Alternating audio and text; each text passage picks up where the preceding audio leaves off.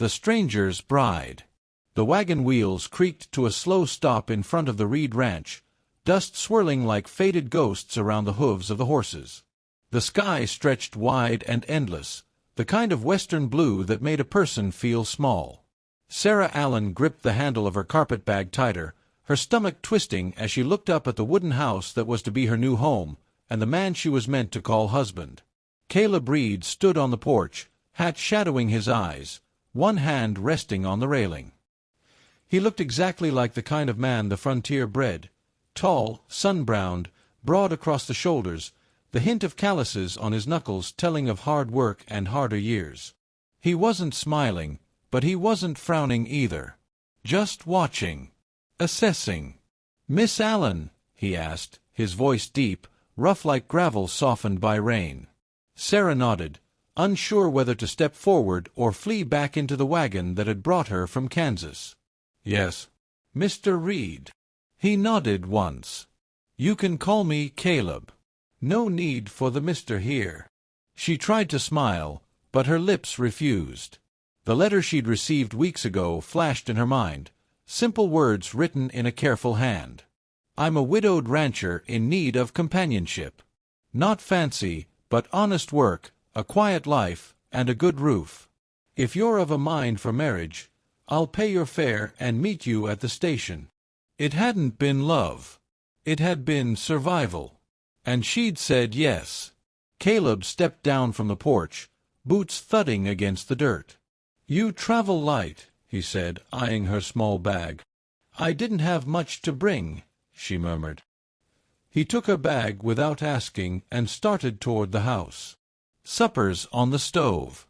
You'll want to wash up first." Inside, the cabin smelled of cedar and faint smoke. The walls were solid, the furniture simple but clean. On a shelf above the hearth stood a framed photograph, a woman with soft eyes and a boy of perhaps 6. Sarah felt her throat tighten. She looked away before Caleb noticed. He did, though. He always noticed. "That was my wife," he said quietly, placing her bag by the stairs. "And my boy, Thomas. Fever took them 2 winters back." "I'm sorry," Sarah said softly. He nodded once, then cleared his throat. "Ain't nothing for sorry to fix. Life goes on, one fence post at a time." Silence settled between them, heavy but not cruel. Sarah glanced toward the window. The plain stretched endlessly, the horizon glowing orange in the setting sun. It was beautiful and terrifyingly empty. Caleb moved toward the stove. "You eat beef stew?" She nodded. "Yes, sir." "Caleb," he corrected again. "Yes, Caleb," she whispered, her cheeks warming. They ate in quiet. The stew was good, rich, hearty, but her stomach was too tangled to enjoy it. She watched his hands as he ate, large and steady. They looked like hands that could break a man or cradle a child. After a while, he said, "You're smaller than I thought." She blinked. "Is that a problem?" He shook his head. "No. Just means the wind's gotta try harder to blow you away." She almost laughed, and that startled her most of all. It had been months since she'd even smiled. When the dishes were done, he carried a log to the fire. "The storm'll blow in tonight. Best stay warm." Sarah nodded, arms folded around herself. "I'm grateful for the roof, truly. It's more than I had." Caleb looked at her for a long moment. The firelight flickered across his face, revealing a kind of quiet sadness. "You don't owe me anything, Sarah. I didn't bring you here to make you feel beholden." "Then why?" she asked before she could stop herself. "Why send for me?" He sighed, resting a hand on the mantel. "Because a house gets awful lonely when there's no one to share the sound of supper plates. I figured maybe we could both use someone." She nodded, unable to meet his eyes. Someone. That word alone felt like hope. Outside, thunder rolled across the plains, low and distant. The wind whistled through the cracks of the shutters. Sarah sat near the fire, her shawl pulled tight. Caleb moved around quietly, putting things away, checking the window latches. He moved with a grace she hadn't expected in a man his size. When he finally stopped, the room fell still except for the wind. He turned toward her, voice low. "There's a spare room upstairs if you'd rather keep to yourself tonight. I ain't one to rush things." Her heart ached at the kindness in his tone. "Thank you," she whispered. He nodded. "You'll find a wash basin and clean towels in there." Sarah hesitated at the bottom of the stairs, the shadows stretching long around her. "Caleb," she said softly. He looked up from where he was stirring the fire. I don't know how to be a wife," she confessed. Her voice broke at the edges. "I wasn't raised for this kind of life. My mama died when I was 12, and I never had anyone to show me how." Caleb's eyes softened. He set the poker down slowly and stepped closer, stopping a respectful distance away. "Then don't try to be one tonight," he said quietly. "Just lie down and trust me. We'll figure the rest as it comes." Those words, so simple, so gentle, broke something in her chest. Not a wound, but a wall. For the first time since she'd left everything behind, Sarah felt safe. She nodded, a tear escaping down her cheek. "Good night, Caleb." "Good night, Sarah," he said, voice rougher now. She climbed the stairs and entered the small room he'd prepared. The bed was neatly made, the sheets clean, smelling faintly of lavender. Through the small window, she could see lightning flash far off over the hills. She sat down on the edge of the bed, her hands trembling. 4 years, life had been a fight, against hunger, against loneliness, against the cruel laughter of men who thought a quiet girl was easy prey. But here, in this lonely cabin with a man who spoke softly and meant every word, she felt something she hadn't known in years. Peace. Downstairs, Caleb stoked the fire and glanced toward the stairs.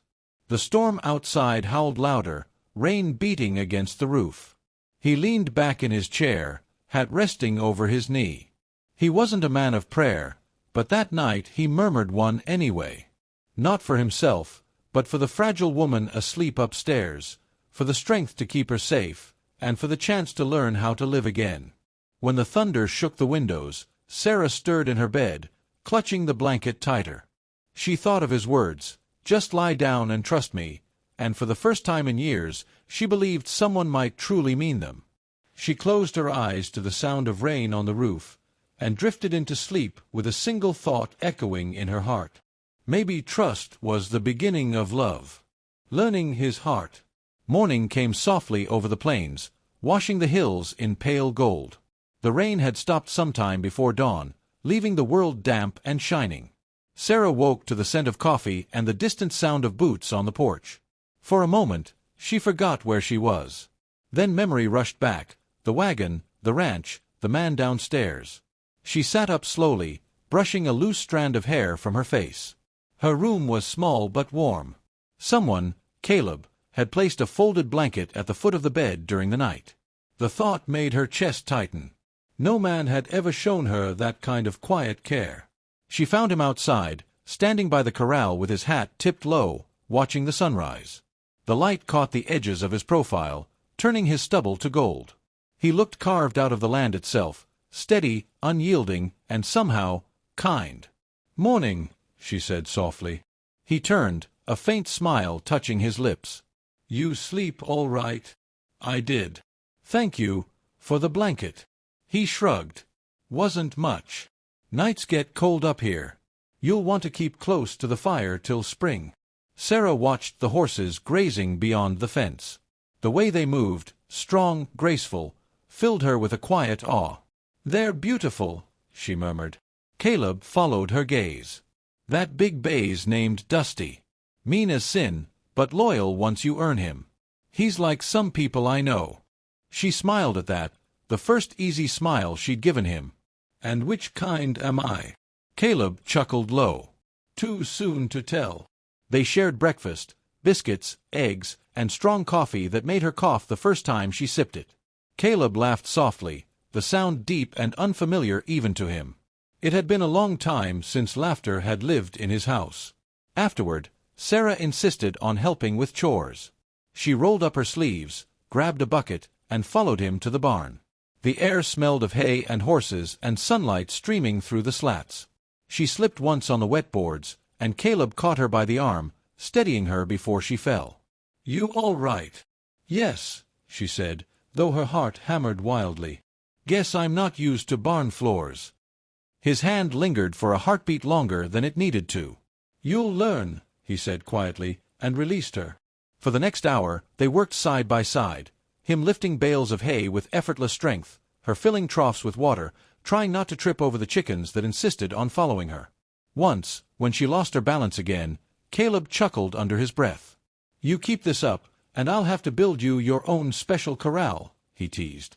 She shot him a look, pretending offense. "Then you'd better make it big enough for my temper, too."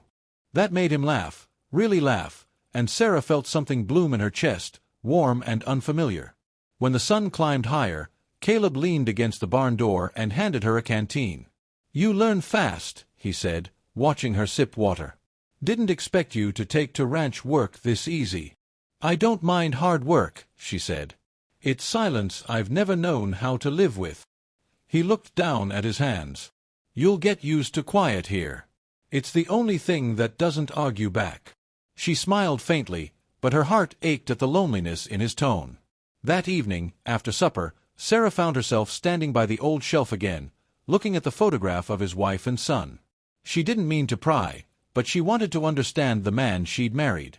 The woman in the photo had kind eyes. The boy's smile was wide, carefree. Caleb came in quietly behind her, holding a lamp.